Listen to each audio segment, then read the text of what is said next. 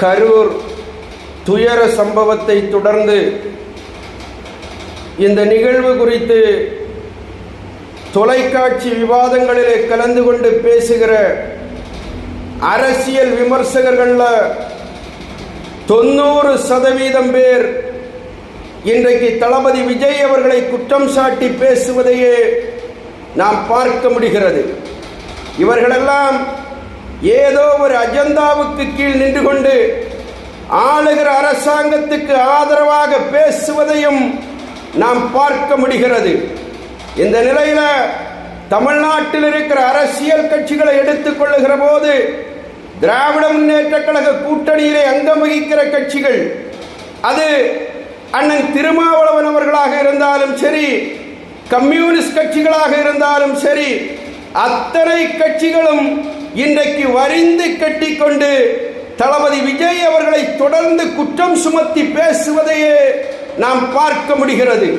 ஆக அரசியல் கட்சிகள் ஆளுகிற தரப்பு அப்படி பேசுறதுன்னா, இன்னைக்கு எதிர்கட்சியாக இருக்கிற என்டிஏவில் அங்கம் வகிக்கிற பிரதான கட்சியாக இருக்கிற அதிமுக இன்னைக்கு அண்ணன் எடப்பாடியார் அவர்கள் விஜய் அவர்களுக்கு ஆதரவாக குரல் கொடுக்கிறார்.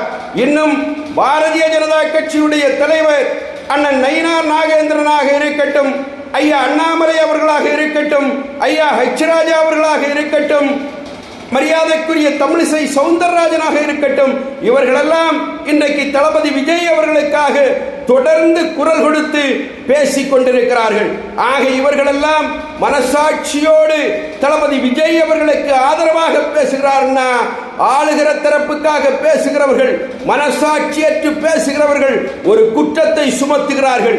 என்ன குற்றம்னா, பாத்தீங்களா பாத்தீங்களா, நாங்கள் ஏற்கனவே சொன்னோம் இல்ல, விஜயை பொறுத்தவற்றிலே அவர் RSS கைகூலி, அவர் சங் பரிவார் அமைப்பினுடைய ஏஜென்ட், அவர் பிஜேபியினுடைய பி டீம் நாங்க பேசுறோம் இல்ல, இப்போ அணில் குஞ்சு வெளியே வந்துட்டல்ல என்று பேசுவதை நாம் பார்க்க முடிகிறது.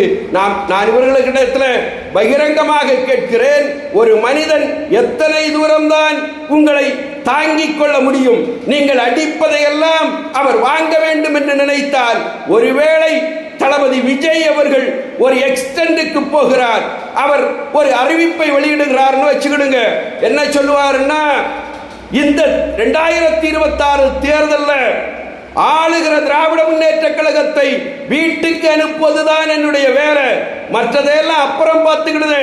ஆகையினால நான் என்டிஏவுக்குள்ள என்னை இணைத்துக் கொள்ளுகிறேன் என்கிற அறிவிப்பை ஒருவேளை தளபதி விஜய் வெளியிட்டால்